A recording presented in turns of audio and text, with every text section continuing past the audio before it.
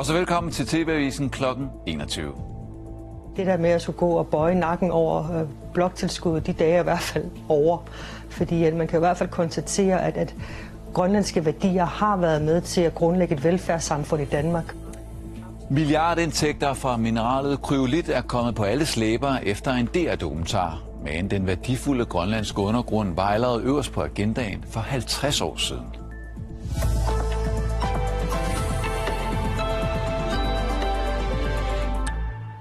DR-dokumentaren Grønlands hvide guld er blevet en del af den grønlandske valgkamp, og flere politikere taler nu igen om grønlandsk selvstændighed. Dokumentaren fortæller fra et grønlandsk perspektiv, hvordan Danmark fra 1854 til 1987 tjente milliarder af kroner på kryolit fra den grønlandske undergrund. Og det mener flere politikere rokker markant ved fortællingen om det økonomiske forhold i rigsfællesskabet. I dag er det her det synlige bevis på 130 års dansk minedrift i Grønland. Og siden weekenden en yderligere kløft i forholdet mellem Grønland og Danmark. Der er så mange ting, som vi ikke vidste noget om. Skeletterne begynder at vælte ud. Den gode guldlemagt, som mange i Danmark har prøvet at pådutte sig selv for, begynder jo at krakelere. Dokumentaren lander midt i den grønlandske valgkamp. Den fortæller om en dansk milliardforretning, hvor 4 millioner ton kryolit blev brudt og hævet op af minen her i Javukfjorden ved Evitut. Der har været en værdiskabelse. Det er jo helt oplagt. Skiftende danske selskaber havde ret til at udvinde kryolitten. Ja, jeg vil regne med om en 3-4 år, så har vi taget det sidste kryolit om. Staten trak fra 1850'erne og frem til 1940 massive afgifter af minedriften. Herefter købte staten hovedparten af aktierne i kryolitselskabet. Hvor er det da dejligt, at man ikke skal bukke og takke hele tiden for de der penge, vi får fra Danmark. Under krigen blev alt kryolit skibet til USA og brugt til krigens mange aluminiumsfly. Det her viser også, at det her har været med til at generere noget af den danske økonomi, og derfor så giver det et lidt mere nuanceret billede af relationen mellem Grønland og Danmark. Råstofområdet og undergrunden har siden 2010 været styret af Grønland selv, og dokumentaren skubber til debatten om Grønlands selvstændighed. Den påstand om, at Grønland er en udgift, og den der trussel om, at vi ikke kan klare os selv her i Grønland, den bliver mandet fuldstændig ned til jorden. Og så kan jeg sige velkommen til formanden for Grønlands regering, Muti B. Egede. Efter din mening, hvad er det vigtigste, der kommer frem i den her dokumentar? Jeg synes, det vigtigste det er, at det er ting, der er foregået, selvom det er for mange år siden, at det kommer frem, fordi det præger i dag hverdagen heroppe. Og at tingene også kommer frem på den måde, at selvfølgelig har vi ikke kun været en udgift for Danmark. Der er nogle mennesker og et land, som har fået velfærden og velstanden op at køre på bekostning af det grønlandske folk. Og det vælter rundt med en masse meget store tal. Lad os prøve at blive konkrete. Du skriver på Facebook, at dokumentaren viser, at Danmark har tjent 400 milliarder på kryolit. Men det, som eksperter siger i dokumentaren, det er, at Danmark har haft en omsætning på 400 milliarder. Det er jo noget ganske andet. Hvorfor udlægger du det som om, at Danmark har tjent? Altså mange af de penge, hvor dokumentaren også viser det klart, det er, at arbejderne, det var fra Danmark. Udstyrene, det var fra Danmark. Selskabet, det var fra Danmark. Man afsatte ikke pengene af i det grønlandske samfund. Det folk, der boede helt tæt på, blev afskåret fra deres fjord, hvor de kunne fiske eller fange de dyr, som kunne være en del af deres hverdag. Så det er jo Danmark, der har tjent pengene. Man har omsat pengene, ja. Men det er også den baggrund, som dokumentaren også helt nøgtegnet, uden at skjule noget, kommer frem med. Og så er det jo selvfølgelig, altså når man har omsat så mange penge, og der er jo de penge, der også bliver reinvesteret i samfundet, de penge, der er blevet brugt til at bygge Marmorkirken, til at bygge flere ting i det danske samfund, og har skabt noget velstand. Selvfølgelig er det jo penge, som bliver hentet herfra. Undskyld, jeg afbryder dig. Det er med på, det er mere... Det er meget vigtigt, at vi er præcise her. Altså, du skriver, at Danmark har tjent 400... der taler om en omsætning på 400.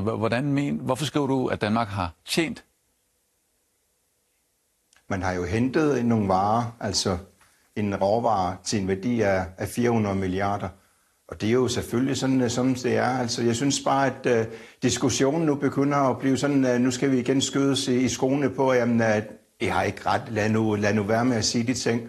Jeg synes, hele dokumentarens baggrund, det er, at man omlægger hele historien om til, at den gode kolonisator, som aldrig har tjent penge på Grønland, som kun har haft Grønland som udgift, at den bliver jo lagt om nu. Og jeg tror, at selvopfattelsen, det er den, som man bør ændre ved i dansk øje med. Fordi man er dem, der skal kigge på sig selv nu, det er danskerne, det er Danmark, hvordan man har ageret, og hele den selvopfattelse, der har været med, at man aldrig har brugt Grønland på en måde, hvor for at tjene penge, eller aldrig har haft nogle dårlige hensigter, begynder jo at krakelere med de ting, der er kommet frem de sidste par år. Jeg skal bare lige, og hvis så kan vi lade det ligge og gå videre i det her handler om, der er mange perspektiver. Jeg skal bare lige forstå, ja eller nej, altså så er du fast på, at Danmark har tjent 400 milliarder? Altså minimum 400 milliarder kroner fra Købelitminen, men der er jo også andre miner. Der er andre ting, som man sagtens kan grave frem i historien, som hvis man bruger samme metode, som dokumentaren har brugt på. Okay. Jeg skal lige høre, fordi nu er det blevet en kæmpe ting i den grønlandske valgkamp. Vi står og taler om det nu. Er det her første gang, du hører om det her? Nej, men vi har jo vidst, at det område, altså Købelitminen, selvfølgelig har været en meget, hvad skal man sige, et sted, hvor man har tjent mange penge på. Vi har også altid vidst, at den har været meget, meget vigtig for 2. verdenskrig, især med at bygge flyver, der skulle bruges blandt de allierede, og især fra USA. Så på den baggrund siger jeg jo også, at altså, det er jo ikke kun den økonomiske indtjening, man har fået ud fra minen, men det er også den alliance, Danmark har fået og brugt, og dermed også lavet handelsaftaler, andre aftaler med verdens mægtigste magt, på den måde med at bruge Grønland som springbræt i det her. Det er jo det, hvor jeg vender om, hvor danskerne i mange år ofte har brugt ordene med, hvad skulle have været uden Danmark. Og det er den måde at vende tingene om, hvad vil Danmark have været uden Grønland. Og det er netop meget det, debatten også kører på nu. Så kan man vente om at sige, at siden 2010, der har Grønland alene haft retten til undergrunden og råstofferne. Så man kan måske også spørge, hvorfor har I så ikke selv hentet de rigdomme op, som I mener, der er? Altså, vi er jo fuld gang. Altså, der er siden man hjemtog området, har man jo haft flere miner, der har været åbne, eller er blevet åbne. Og der er flere på vej, og flere ting, der har været på vej. Det, vi har gjort, det er ved at få diversificere vores økonomi. Har vi lidt efter det, der kan lægge ud over fiskeriet, ud af den indtjening, vi kan få. Og der er minedriften blandt andet en af de ting, som vi har kigget på. Men der er også der har været stor interesse. Interessen efter de geopolitiske spændinger, der er kommet, har vokset sig. Især EU og USA rører på sig. Så vi skal nok få tjent penge på det råstoffer, vi har, på en bæredygtig måde. Og du har nævnt det efter den her dokumentar, og i det hele taget, at i forhold til Grønlands forhold til Danmark, der er status quo ikke en mulighed. Hvor er det konkret, at du vil have mere selvstændighed, og måske også vil benytte de ting, der kommer frem i dokumentaren, til at slå i bordet? Altså hele historien frem til i dag, den måde, vi skal kæmpe med tingene, den måde, man prøver at få ligeværdighed. Det er jo hele den baggrund, som jeg synes, at dokumentaren blandt andet skubber op til, og jeg synes, at status quo ikke er en mulighed. Det kan jo heller ikke passe, at Grønland skal holdes i hånden, hver gang vi skal snakke med andre lande. Nej, og man kan sige, at i dag der varetager Danmark omkring 30 områder for Grønland, områder som selvstyreloven helt tilbage fra i 2009 giver Grønland altså jer mulighed for at overtage i princippet her nu. Det er jo eksempelvis fødevareområdet, det er fængsler, det er politi, og det er færdsel. Hvis mere selvbestemmelse er så vigtigt, som det jo helt tydeligvis er, hvorfor har I så ikke taget fat på de områder for længst? Altså, vi har gjort det skridt for skridt med de ting, der har været, og den her valgperiode har man også igangsat nogle ting for nogle hjemtagelsesprocesser. Det skal man heller ikke glemme. Og så synes jeg altså, hele selvstændighedskampen, drømmen om at være her i eget hus, det er ikke noget, der lige er blevet opfundet i går. Det er sket i årtier. Det er en kamp, som vi har kæmpet med. Det er en vision, som vi kæmper med. Og de fleste partier heroppe, og så godt som alle partier, vil jo have det. Det er jo bare mere tidspunktet, hvornår det skal ske, som man måske er mere uenige om. Så jeg tror bare, at der er ved at være en samling på, at man vil gøre tingene ordentligt, og så tage de skridt, der skal tages. Og kort her til sidst, Mutti B. Egede, altså Drømmen er, forstår jeg, at Grønland skal være helt fri, helt selvstændig. På sigt skal det så også være slut med enhver form på økonomisk tilskud fra Danmark. Lige nu er der et årligt bloktilskud på godt 4 milliarder kroner om året.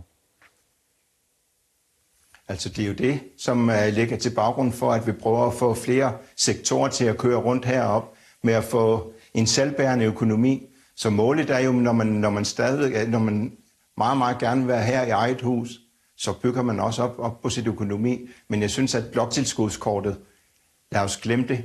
Lige nu er det ikke et bloktilskud. Jeg synes, det er en afdragsordning efter kryolitminen. Mutti B. Egede, tusind tak, for du er med her i TV-avisen.